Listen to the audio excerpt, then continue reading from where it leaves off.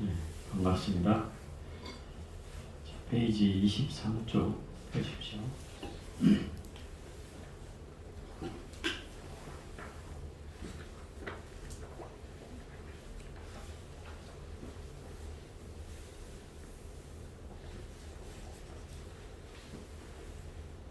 17장 구경부학은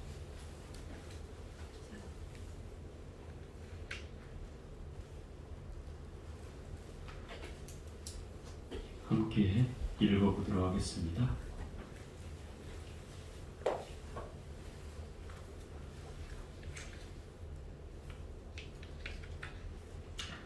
금강반야 바라밀경 제17 보살은 끝내 내가 없다. 그때 수보리가 부처님께 여쭈었습니다. 세존이시여 안육따라 삼맥삼보리심을 낸 전남자 전여인은 마땅히 어떻게 머물러야 하고 어떻게 그 마음을 다스려야 합니까? 부처님께서 이르셨습니다. 만약 선남자 선여인이 안욱따라 삼맥삼보리심을 낸다면 마땅히 다음과 같이 마음을 내야 하느니라. 나는 반드시 모든众생을 완전한 열반에 들게 하리라라고 모든 중생을 완전한 열반에 들게 했더라도 실로는 한 중생도 완전한 열반에 든 이가 없느니라. 왜냐하면 수보리여 만약 보살에게 화상, 인상, 중생상, 수자상 있으면 보살이 아니기 때문이니라. 수보리여 무슨 까닭인가? 실로는 안욱따라 삼맥삼보리를 일으킬 법이 없기 때문이니라. 수보리여 어떻게 생각하느냐? 열애가 연등불처소에서 안욱따라 삼맥삼보리를 얻었다 할 법이 있겠느냐? 없습니다. 세존이시여 제가 부처님이 설하신 뜻을 이해하기로는 부처님께서 등불처소에서 안욱따라 삼맥삼보리를 얻었다 할 만한 법은 없습니다. 부처님께서 말씀하셨습니다. 그렇다 바로 그렇다. 수보리여 열애가 어떤 법이 있어 실로 안욱따라 삼맥삼보리를 얻은 게 아니니라. 수보리여 만약 열애가 안욱따라 삼맥삼보리를 얻었다 할 만한 법이 있다면 연등불께서는 나에게 그대는 내세에 마땅히 석가모니라는 이름의 부처가 되리라고 수기를 주시지 않았을 것이니라. 실로는 안욱따라 삼맥삼보리를 얻었다 할 만한 법이 없기 때문에 연등불께서 나에게 수기를 주며 그대는 내세에 마땅히 석가모니라는 이름의 부처가 되리라고 말씀하셨느니라. 왜냐하면 열애란 모든 법에 여여하다는 뜻이기 때문이니라. 수보리여 만약 어떤 사람 열애가 안욱따라 삼맥삼보리를 얻었다고 하더라도 수보리여 실로 열애가 안욱따라 삼맥삼보리를 얻었다 할 만한 법이 없느니라. 수보리여 열애가 얻은 안욱따라 삼맥삼보리 그 가운데에는 참됨도 없고 헛됨도 없으므로 열애는 실체법이 모두 불법이라고 말하느니라. 수보리여 이른바 일체법이란 곧 일체법이 아니므로 일체법이라 이름하느니라. 수보리여 비유하면 사람의 몸이 장대함과 같으니라. 수보리가 말씀드렸습니다. 세존이시여 여래께서 말씀하신 사람의 몸이 장대하다는 것은 큰 몸이 아니라 그 이름이 큰 몸. 수보리여 보살도 또한 이와 같으니 만약 나는 마땅히 한량없는 중생을 열반에 들게 하리라고 말한다면 보살이라 이름할 수 없느니라. 왜냐하면 수보리여 보살이라 이름할 만한 법이 실로 없기 때문이니라. 이런 까닭에 열애가 말하는 일체법에는 아도 없고 인도 없고 중생도 없고 수자도 없느니라. 수보리여 만약 보살이 내가 불국도를 참음하리라고 말한다면 이는 보살이라 이름할 수 없느니라. 왜냐하면 열애가 말하는 불국토를 장엄한다는 것은 곧 장엄이 아니라 그 이름이 장엄이기 때문이니라. 수보리여 보살이 무아법을 통달한다면 열애는 그를 참된 보살이라 이름하리라.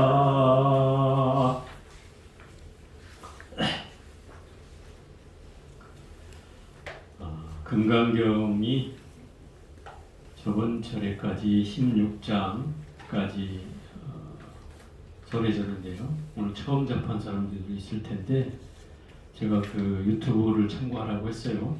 유튜브에 전철에 했던 거 올려놨으니까 그를 이제 쭉 한 번씩 시간 날 때마다 읽어보시고 참고를 하시기 바랍니다.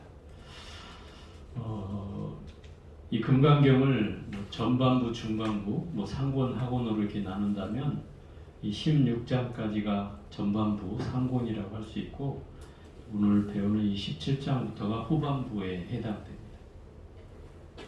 그래서 이 17장에는 이 구경무합은 끝내는 내가 없다.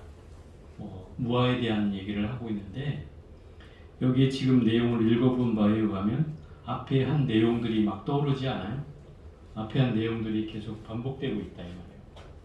그러니까 이 얘기는 무슨 얘기냐면 부처님께 수보리가 일어나서 예를 하고 처음 묻는 대목이 마음을 어떻게 머물러야 하고 어떻게 다스려야 되냐고 묻잖아요. 2장에서 물었거든. 그 말이 지금 또 반복되는 거죠. 어떻게 머물러야 하고 어떻게 항복받아야 합니까? 이게 이제 말하자면 앞에 장을 지금 여기에서 다시금 얘기하고 있다. 전반부의 내용을 정리하고 있다. 이렇게 보면 돼요. 그 다음에 이게 2장에 나온 얘기죠. 그 다음에 또 완전한 열반에 들었다 하더라도 실로 한 중생을 제도한 적이 없다. 이건 3장에 나오는 거야. 대승정종불. 멸도한 중생이 없다. 그죠? 또 뭐 연등불 나오는 거는 이게 14장인가 13장인가 나와요. 계속 여기 나오는 무슨 사람의 몸이 장대하다 이것도 그 10장인가 불국토 장엄한다 이것도 10장인가 나오고 이게 결국은 이 전반부의 내용을 정리하고 있는 장이다라고 볼 수 있다는 거예요. 그게 이제 지금 17장이에요. 결국은 이 금강경에서 얘기하고 있는 경전의 핵심은 바로 딱 두 글자로 얘기하라면 무아다. 무아. 이게 이 금강경의 핵심 골자예요.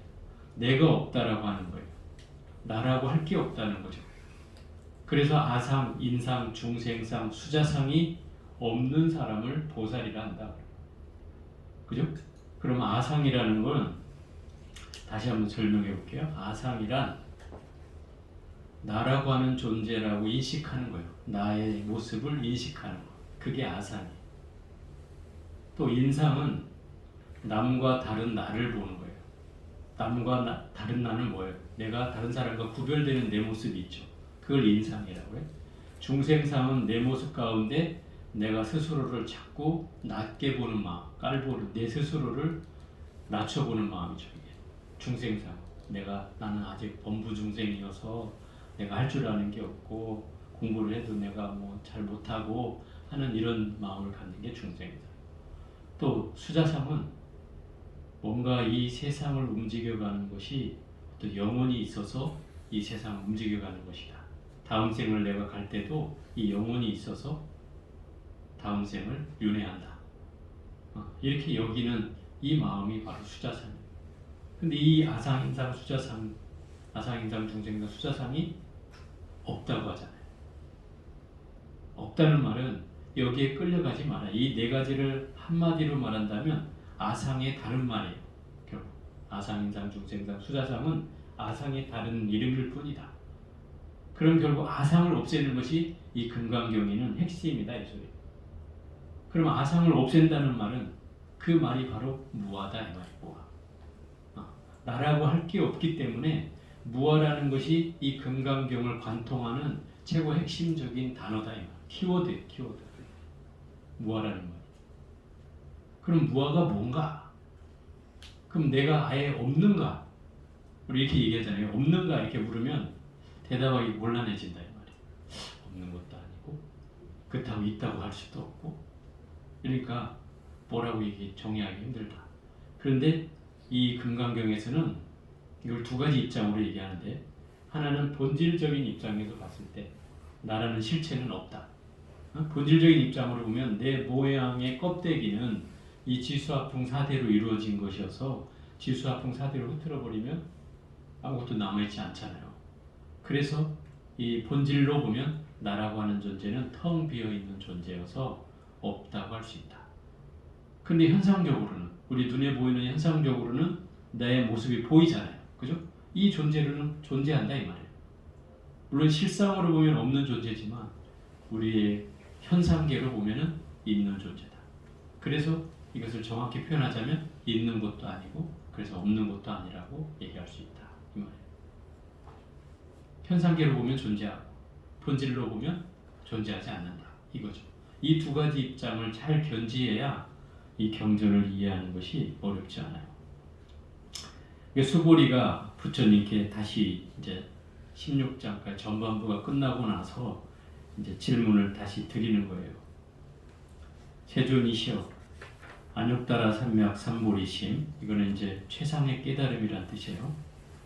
부처님의 깨달은 마음을 내는 사람은 이 선남자 선녀인은 누구냐면 이 공부를 하는 보살이나 수행자를 얘기하는 거예요.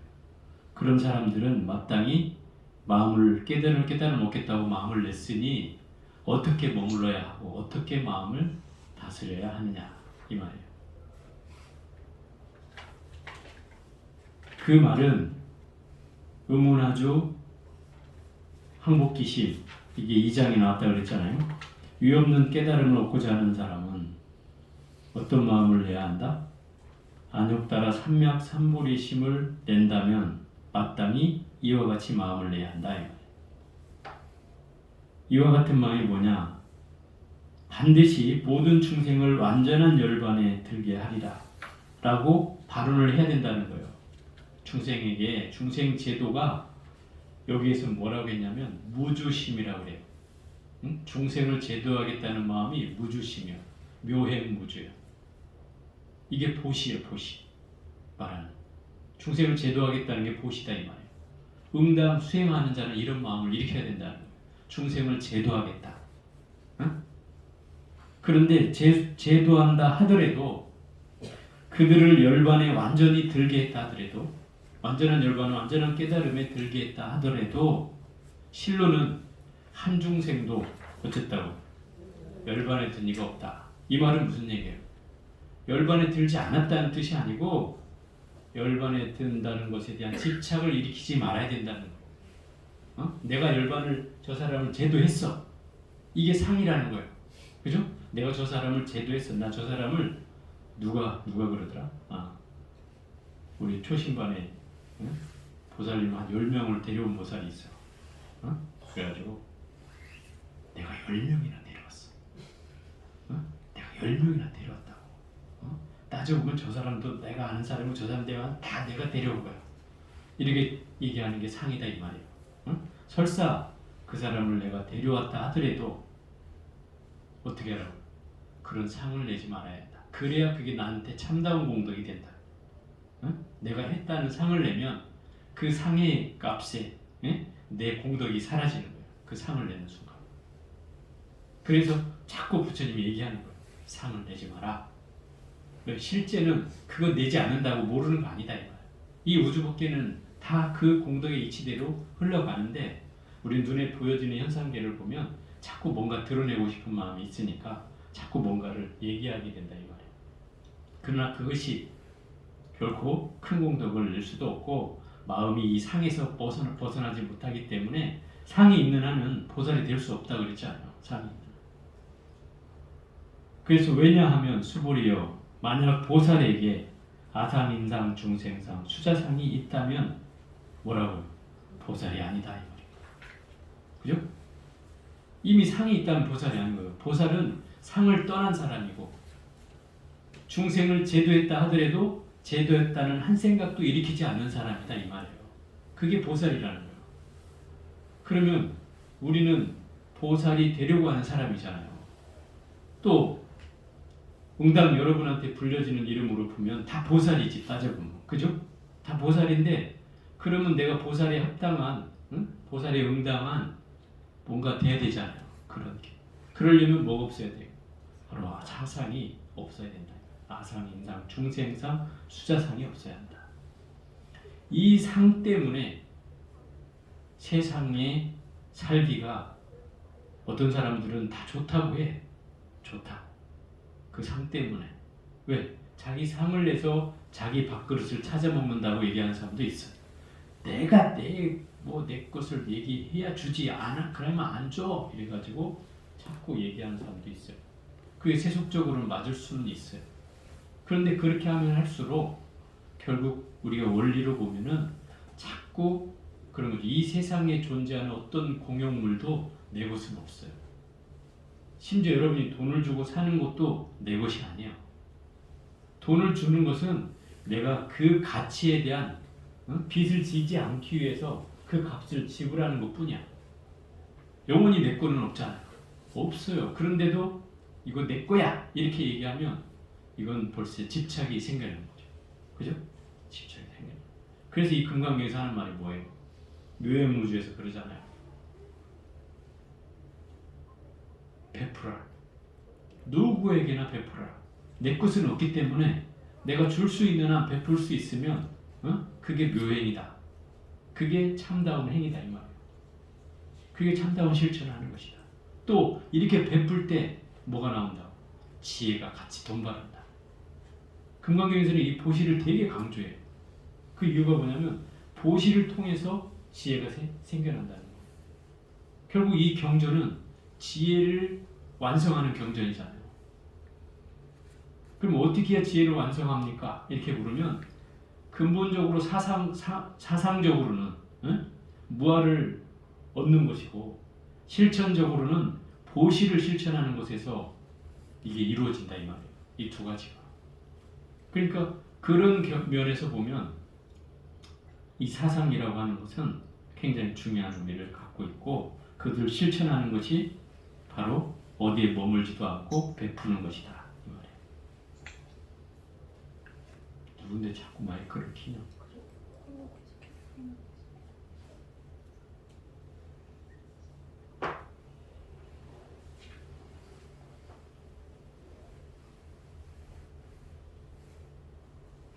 수보리여 무슨 까닭인가? 실로는 안루따라 삼약 삼보리를 일으킬 법이 없기 때문이라. 안루따라 삼약 삼보리는 무상정등각이라는 최상의 깨달음을 말하는 거예요. 이 최상의 깨달음은 실제 존재하는 것이 아니에요. 네? 여러분이 깨달음을 나타낼 수 있어요? 볼 수 있어요? 만질 수 있어요? 내 눈에 보여지지 않잖아요. 그죠? 이게 존재하는 게 아니에요. 근데 우리가 깨달음을 얻어야 된다고 얘기할 때 그 깨달음을 얘기할 뿐이지 그게 내가 깨달음을 설사 얻었다 해도 뭔데 깨달음이? 그죠? 내놓을 수 없는 거잖아요. 네?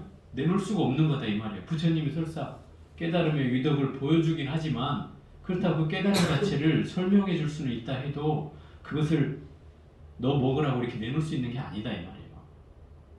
그래서 이 깨달음이라는 것은 실제로 정해진 법이 없어요. 그래서 이 어디 보면 나오죠? 10장에 11장에 나오는데 무유정법이라고 하는 거예요. 무유정법.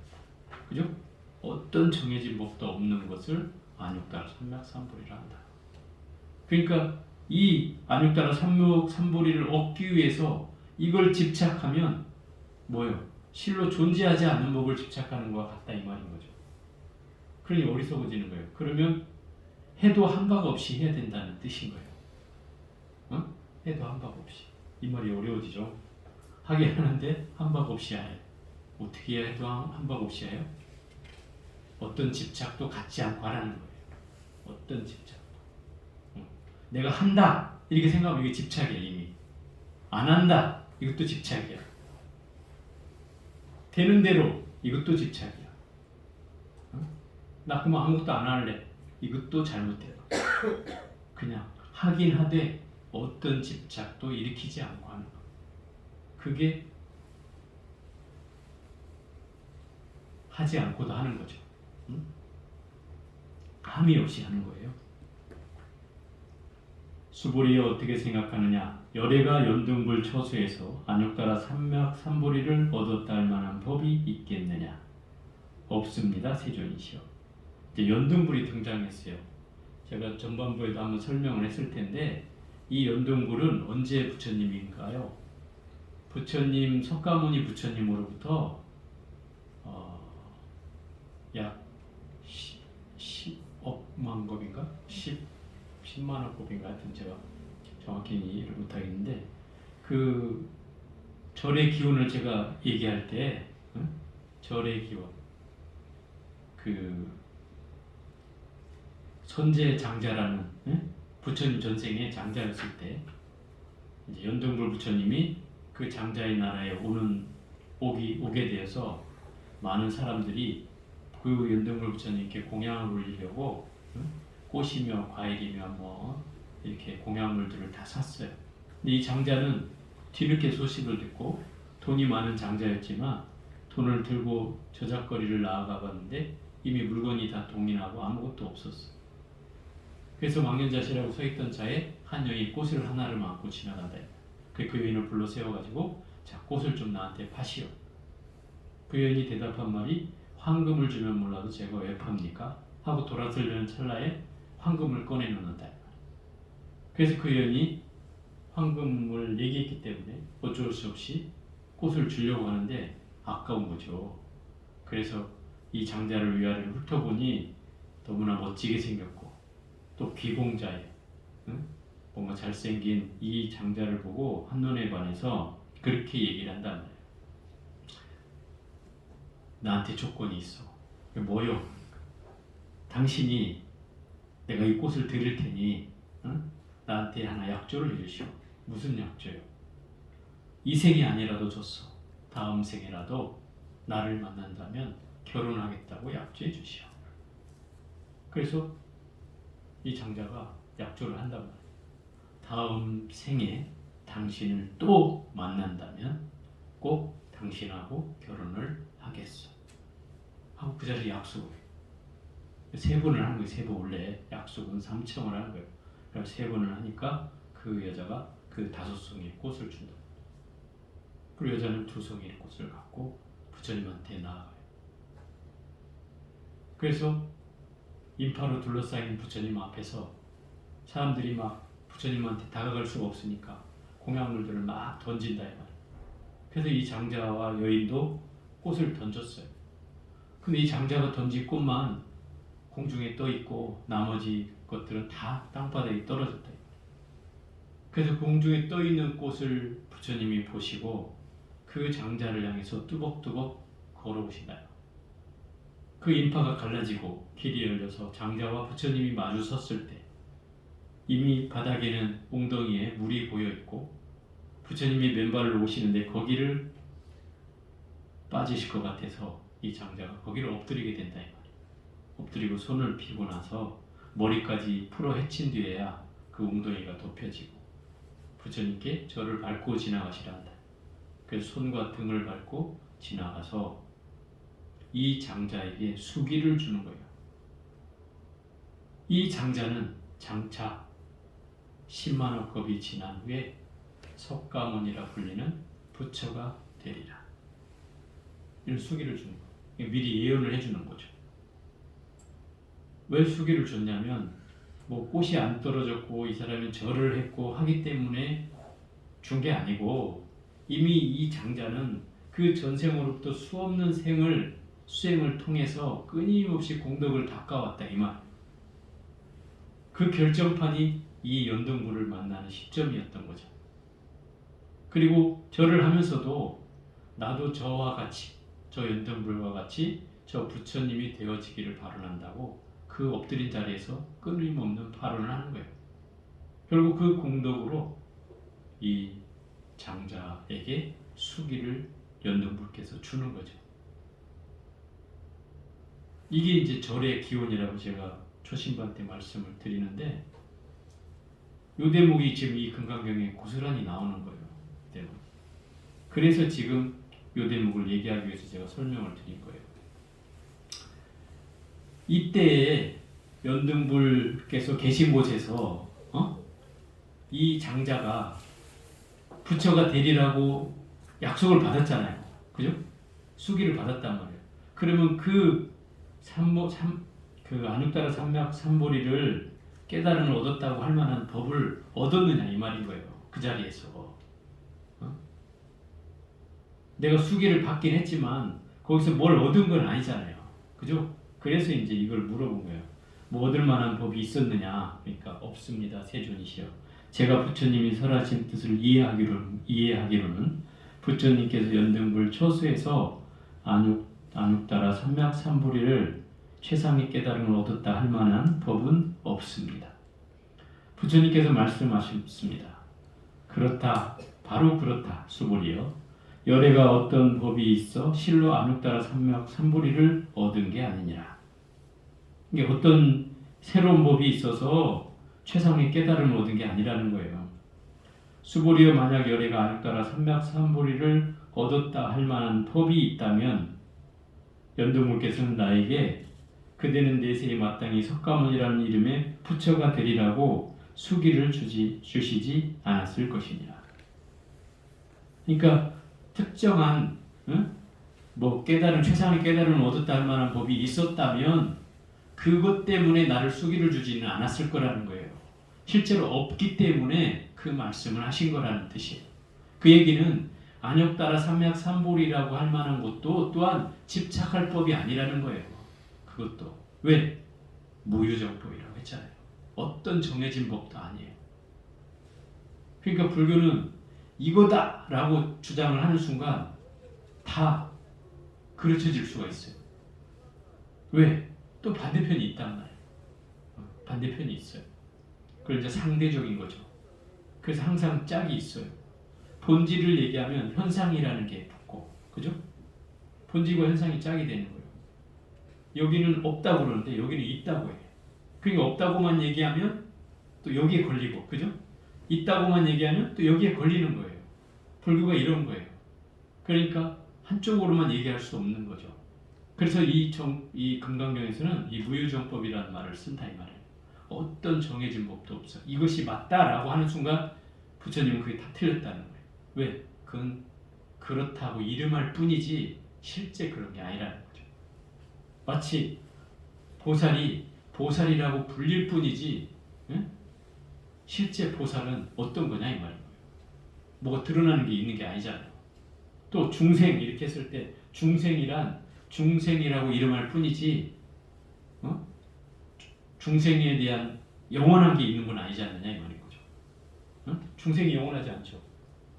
여러분은 중생이라 불리지만 내가 깨달으면 보살이 되고 부처가 되는 거 아니에요. 그 순간 중생을 벗어나는 거잖아. 항상 중생일 수 없듯이 어디에도 걸려서는 안 된다는 거죠. 어디에도 머물러서는 안 된다는 거죠. 그것이 바로 이 안육따라 삼맥 삼보리를 얘기하는 이유다 이 말이에요. 최상의 깨달음조차도 설사 얻었다 하더라도 거기에 머물러서는 안 된다는 거. 이게 뭐예요? 집착이라는 거죠. 집착하지 말아요. 어디에도 걸리지 말아야 된다는 거예요. 그래서 옛날 어른들이 그렇게 얘기하는 거예요. 그물에 걸리지 않는 바람처럼. 들어봤어요? 진흙탕의 물에도 물들지 않는 연꽃처럼. 그죠? 들어봤어요? 이런 얘기가 바로 이런 구절이에요. 어디에도 걸릴 바가 없어져야 된다는 거죠. 우리 마음이라는 건 우리가 자유자재하다는 말을 이 절에서 불교에서 제일 많이 쓰는 말 중에 하나예요. 자유자재하다. 그냥 여러분은 자유라고 하면 모든 걸 마음대로 할 수 있는 걸 자유자재라고 하긴 하지만 여기에서 불교에서 말하는 자유자재는 어디에도 걸리는 바가 없는 걸 자유자재라고 하는 거예요. 마음이 어디를 가도 걸리지 않는 거예요. 어떤 사람을 만나든 어떤 형태의 대상을 보든 걸리지 않는 거예요. 나는 이 사람한테는 자유로운데 저 사람한테 걸려. 그러면 이건 자유자재가 아닌 거죠. 그죠? 내가 누구한테는 안 걸리는데 누구한테는 걸려. 그러면 이건 자유자재가 아니에요. 내가 사람한테는 걸리지 않는데 저 동물한테는 걸려. 개한테는 걸려. 고양이한테는 걸려. 이거는 걸리는 거죠. 자유자재가 아닌 거죠. 어디에도 걸리지 않는 것을 자유자재라고 하고 그 경계가 바로 뭐요? 깨달음의 경계다 이 말이에요. 깨닫지 않으면 이 자유자재한 경계를 맛볼 수가 없다는 거죠. 왜? 우리의 중생심은 늘 한쪽에 묶이게 되고 어디엔가 상에 집착되게 되고 어디엔가 또 마음이 머물게 되기 때문에 거기서 자유로워지기가 쉽지 않다는 거죠. 그래서 우리가 이거를 여실하게 알려면 수행을 통해서 내가 이렇다는 사실을 인지하고 그것을 깨트려 나가야 된다. 그래서 이 금강경에서는 아상이 아니야, 인상도 아니야, 중생상도 아니야, 수자상도 아니야 라고 계속 그것을 깨주고 있어. 왜 그걸 맨날 장마다 왜 반복되겠어요? 우리의 의식은 이걸 인식한다고 해서 아상, 인상상이 싹 없어지는 게 아니다 이 말이에요. 그죠? 내가 아상 그래 그 잘못됐어 하지만 또 다음날 되면 아니 다음날 둘째 치고라도 몇 분 몇 초도 안 지나서 다시 또 내가 아상을 부리고 있다.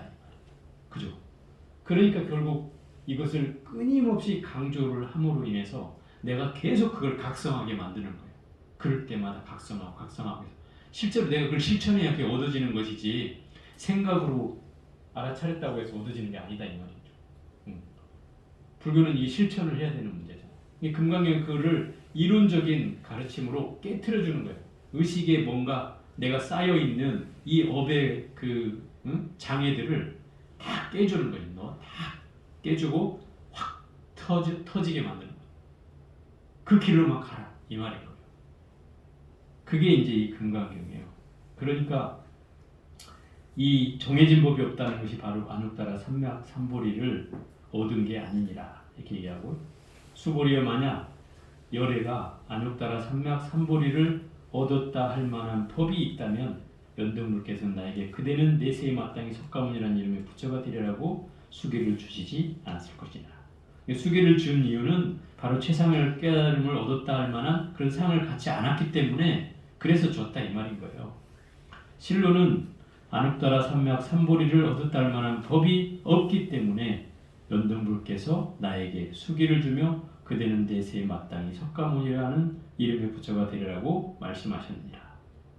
그런 것에 집착하지 않기 때문에 연등불께서 나에게 수기를 주신 거다 이 말인 거죠. 왜냐하면 열애란 모든 법에 여여하다는 뜻이기 때문이니라. 여여하다는 것이 무슨 말이에요? 여여하다. 이거 재범여의라고 하는데 그냥 있는 그대로의 모습을 재범여의라고 해요. 모든 법이 있는 그대로의 모습이 어쩌다고요? 그게 여여하다는 거예요. 그 말은 무슨 얘기냐면 어디에도 집착하지 않고 머물지 않는 항상 그대로 있다 이 말인 거예요. 어디에도 머물지 않고 집착하지 않는 그 법이 있다. 그 열애라는 말이 그런 뜻이라는 거예요. 원래 열애라는 말은 진리와 함께 오신 분, 진리와 같이 오신 분, 이게 열애라는 뜻이에요. 열애라는 말, 진리와 함께 오신 분. 어디서 왔다는 거예요? 부처님 이름 가운데 이런 이름이 두 가지가 있어요. 여거라고 돼요. 여거. 요것도 갈 것자예요. 진리와 함께 가신 분. 열애는 진리와 함께 오신 분. 이런 뜻이에요. 그럼 오고 감이 있잖아요. 그죠? 어디서 오고 어디서 갔어요? 어디로 갔어요? 본래 자리로 갔어요. 본래 자리에서 왔고. 그러니까 그 제법여의라는 말은 바로 모든 법에 여여하다는 뜻이다. 열애라는 말이 그렇다는 말이에요. 진리와 함께 진리와 같은 분이라는 뜻이기 때문에 모든 법에 다 집착감이 없고 머물지 않는 자유자재하다는 뜻이기도 하다. 또 그게 있는 그대로의 모습이기 때문에 오고감도 없는 그걸 말한다. 물론 어디와 함께 오셨다라고 얘기하지만 본래 온 자리도 없고 간 자리도 없어요. 본래 따져보면 이게 본질적으로 보면 그렇다는 거예요. 현상적으로는 오고감이 존재하지만 본질적으로 보면 오고감이 없어요. 본래 그 자리이기 때문에. 그게 이제 본질적으로 얘기하는 거예요. 그래서 이 제법 여여하다는 말을 잘 이해해야 되는데 불교의 가장 실상적인 표현이에요. 실상은 뭐예요? 겉모습이 아니고 본질적인 말의 표현이다. 참된 표현이다. 그래서 나의 본래 모습은 없다라고 얘기하는 것이 텅 비어있는 존재다. 이걸 공이다라고 얘기하는데 텅 비어있는 존재다라고 할 때 그 본질이란 뜻이에요. 그게 본질. 현상은 내 손이 만져지고 꼬집어지면 볼 때가 아프고 한 것이 현상적인 거고 그렇기 때문에 진리는 바로 이 본질을 얘기하는 것이기 때문에 열애는 여여하다는 뜻은 바로 있는 그대로의 모습으로 항상 그 자리에 존재한다는 뜻이다. 이 말입니다.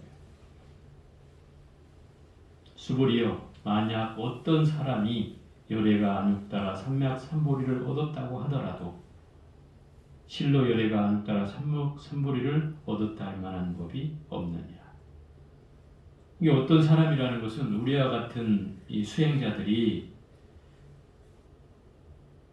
열애가 네가 공부를 해서 안욕따라 삼맥삼보리를 얻었어. 이렇게 말하더라도 실제로 안욕따라 삼맥삼보리라고 얻었다 할 만한 법이 없다 이 말이에요. 왜? 그 눈에 보이는 게 아니기 때문에. 또 집착할 만한 법도 아니고 손으로 만져지는 법도 아니고 눈으로 보여지는 것도 아니다 이 말이에요. 그러니 어떤 걸 안욕따라 삼맥삼보리를 할 거냐 이 말이에요. 실제로 너는 깨달음을 얻었어 이렇게 얘기한다 하더라도 실로는 깨달음을 얻은 바가 없다 이 소리인 거죠. 그게 실상이에요. 실상에서 보면 그렇다는 거예요. 물론 허상으로 보면 그래 저 사람 부처가 됐어. 우리가 가서 절을 하고 인정하고 하는 거죠. 그 현상계에서는. 그죠? 그렇지만 실상에서 보면 뭘 얻었다고 할 만한 게 없다. 이 말인 거죠.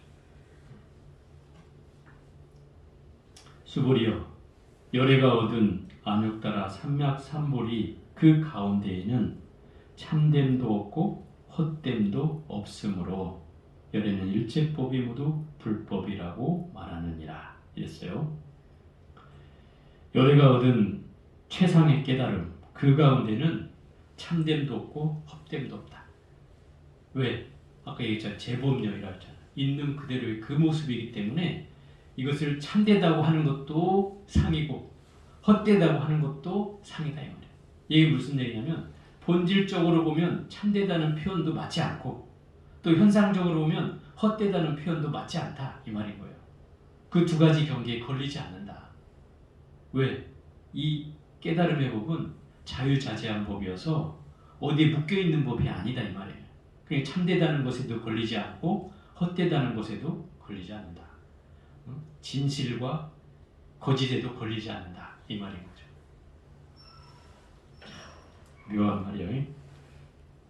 일체법 열애는 일체법이 모두 불법이라고 말하느니라.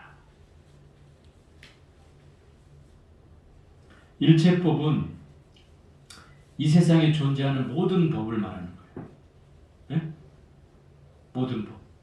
이 세상에 존재하는 모든 법, 모든 자연, 모든 삼라만상, 두두물물 다 이 현상계를 다 일체법이라고 해요.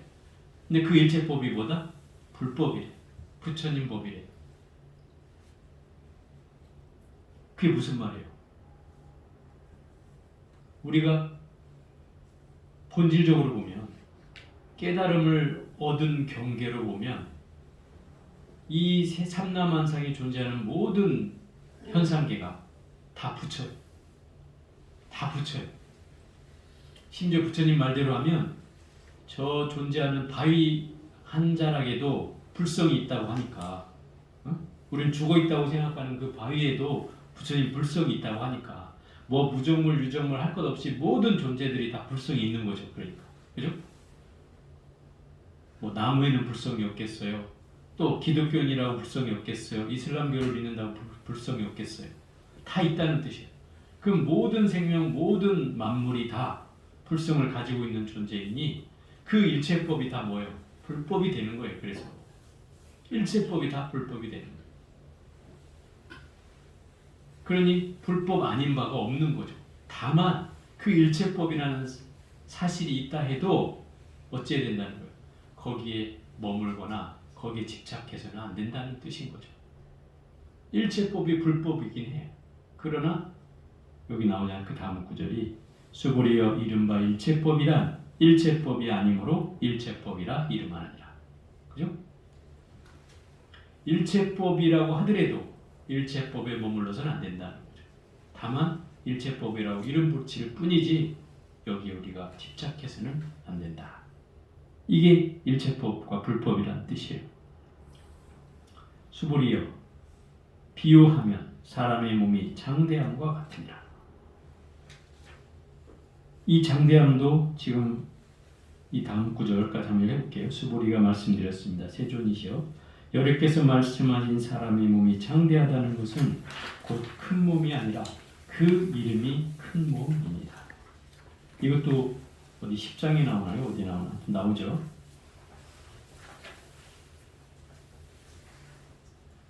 우리가 장대하다고 하는 것, 몸이 크다고 하는 것은 어떤 객관적 기준이 있어서 크다고 하는 건 아니잖아요. 그죠? 우리가 봤을 때 크다 이렇게 얘기하는 거잖아요. 그러니까 이 크다는 말은 크다고 할 수도 있지만 상대로 더 큰 놈이 있으면 그 큰 게 의미가 없어지는 거죠. 그렇잖아요. 그러니 이 몸이 크다고 하는 것은 결국 큰 몸을 말하는 것만이 아니다. 이름이 그렇다는 거예요. 작아질 수도 있고 커질 수도 있지만 그 상황에 의해서 정해진 법이 없기 때문에 그때 상황으로 이 몸이 크다고 얘기할 뿐이다. 그러니까 우리가 뭘 크다고 얘기하면 그 큰 것에 의해서 아 정말 크네 라고 할 수도 있지만 내가 봤을 땐 저거보다 작은데 라고 얘기할 수도 있다 이 말이죠. 이 기준이 정해진 법이 아니어서 크다는 말에 또 거기에 떨어지지 말라는 거예요. 큰 것만이 문제가 아니다. 이게 이제 그 뭡니까? 부처님의 몸이 뭐 30 이상 80종으로 이루어져서 그 몸을 갖추고 있는 것이 진짜 열애냐 이렇게 묻는 대목이 나온단 말이에요. 그러니까 30 이상 80종으로는 뭐라고 했어요? 부처님이 가지고 있는 몸의 특징이 있잖아요. 뭐 귓볼이 뭐 어깨까지 내려오고 목에는 삼륜 마크가 그려지고 눈은 자비로운 눈을 뜨고 있고 머리엔 나발 모양을 하고 있고 그죠? 부처님의 특징 손은 뭐 무릎까지 내려오고 손과 발에는 갈퀴가 있고 뭐 등등의 이제 특징이 있어. 발바닥에는 법륜 마크가 새겨져 있고 이게 30 이상 80종호요. 다 내가 모르지만은 어쨌든 30 이상은 큰 형태의 특징 32가지요. 80종호는 작은 특징 80가지가 있다. 이걸 갖춘 분을 전륜성왕 또는 부처라고 한다. 그럼 이걸 갖췄다고 해서 부처냐 열애냐 이 말인 거예요. 이걸 갖춘 사람이 있다면 그게 다 열애냐 이 말이에요. 근데 아까도 얘기했지만 전륜성왕도 또한 이런 형상을 갖는다 이 말이에요. 전륜성왕. 전륜성왕은 뭐예요? 전륜성왕은 이제 상징적으로 얘기하는 인도 대륙을 통일한 평화로 통일한 최초의 군주, 이상적인 군주를 말하는 거죠.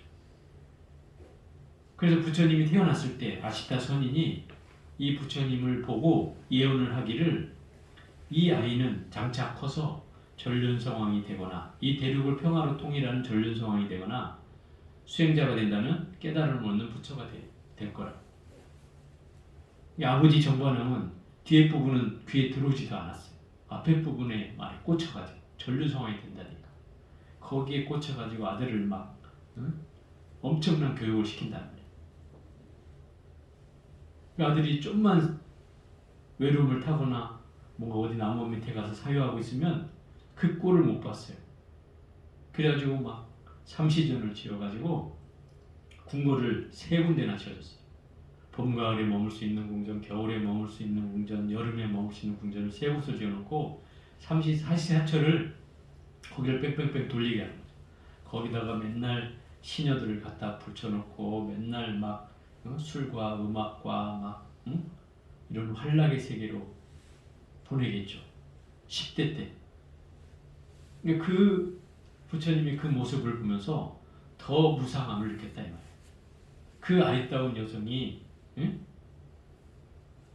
새벽이 되니까 널브러져서 자고 있는 그 추한 모습을 보게 된다. 거기에서 야, 이 아름다운 사람도 이렇게 취해질 수가 있구나라는 그런 무상함을 느끼게 된다. 그래서 더더욱 출가의 열의가 불타오기 시작해. 왕은 출가를 못하기 위해서 그렇게 환락의 세계로 막 보냈는데 부처님은 거기에서 출가를 하고자 하죠.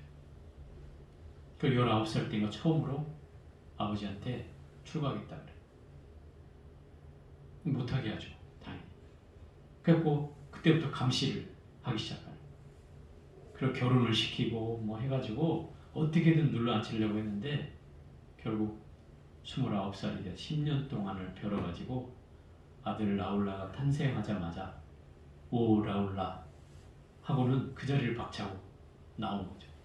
말을 타고 나왔어요. 그래서 품 안을 벗어난 거예요. 결국 이때의 부처님의 형상은 전륜성황 또는 부처가 될 거라는 거였어요. 그러면 예를 들어서 부처님이 아니더라도 전륜성황이어도 32상 80종을 갖추고 있다 이 말이에요. 그러니 32상 80종을 갖췄다고 해서 열애라고 볼 수는 없다 이 말인 거죠. 형상만이 갖추는 것을 부처라고 얘기하지는 않는다 이 말인 거예요. 그러니 몸이 크다고 하는 몸이 부처라고 한다면 그것도 또한 잘못됐다 이 말인 거죠. 수보리여 또한 이와 같으니 만약 나는 마땅히 한량없는 중생을 열반에 들게 하리라고 말한다면 보살이라 이름할 수 없느니라. 왜? 이런 상을 가지면 안 된다고 했죠. 설사 열반에 들게 했더라도 열반에 들었다는 한 생각도 내지 않아야 된다고 그랬어요. 왜냐하면 수보리여 보살이라 이름할 만한 법이 실로 없기 때문이다. 무유정법이다 이 말이에요. 그래서 정해진 법이 없기 때문에 이런 까닭의 열애가 말하는 일체법에는 아도 없고 인도 없고 중생도 없고 수자도 없느니라. 아상, 인상, 중생상, 수자상이 없다. 불법에도 없고 일체법에도 없고 그 어디에도 없다 이 말이에요. 그러니 무아의 법을 가르치는 것이 바로 이 금강경이다 이 말이에요. 수보리여 만약 보살이 내가 불국토를 장엄하리라고 말한다면 이는 보살이라 이름할 수 없느니라. 왜냐하면 열애가 말하는 불국토를 장엄한다는 것은 곧 장엄이 아니라 그 이름이 장엄이기 때문이다. 이게 10장 장엄 정토근에 나오는 말이에요. 보살이 불국토를 장엄하리라고 말한다면 이는 보살이 이름할 수 없다. 왜? 불국토를 장엄한다 해도 장엄한다는 생각을 일으키지 말아야 된다는 말인 거죠. 그죠? 보살이라면 내가 불국토를 장엄한다 해도 그 장엄한다는 생각을 일으키는 순간 그건 보살이 아닌 거예요. 왜? 상을 가졌기 때문이죠. 설사 장엄을 한다 하더라도 한다는 생각조차 없어야 된다는 거죠. 그래야 보살이라는 거예요. 보살은 상이 없는 사람을 보살이라 하기 때문에 그렇다 이 말이에요. 그죠? 아상, 인상, 중생상, 수자상이 없기 때문에 그렇다 이 말이에요. 그래서 보살이 마지막으로 수보리여 보살이 무아법을 통달한다면 열애는 그를 참된 보살이라 이런 말이라. 그럼 참된 보살이란 뭐겠어요? 사상을 없애고, 그죠? 아상, 인상, 중생상, 수자상에 취하지 않고, 거기에 빠지지 않고, 거기에 떨어지지 않고, 내가 없다는 사실을 철저히 통달이라는 말은 철저히 깨달아서 그걸 실천해가는 사람을 진시보살, 참된 보살이라 한다. 응? 보살이 참됨이란 바로 이런 것을 말한다 이 말이에요. 그러면 결국 이 금강경에서 얘기하는 골자가 이 한 품에 다 들어있는 거예요. 핵심은 보살은 끝내 나라는 것을 가지고 있지 않는 사람을 보살이라 하기 때문에 그런 사람을 참다운 보살이라 하고 그 보살을 이 무아법에 통달한 사람이라고 얘기한다 이 말이에요. 그 무아법이 바로 금강경에서 얘기하는 아상인상, 중생상, 수자상을 타파한 사람을 말한다. 그걸 깨뜨린 사람. 그것이 이 구경부화분에서 얘기하고 있는 내용입니다. 자, 오늘은 여기까지 해볼게요.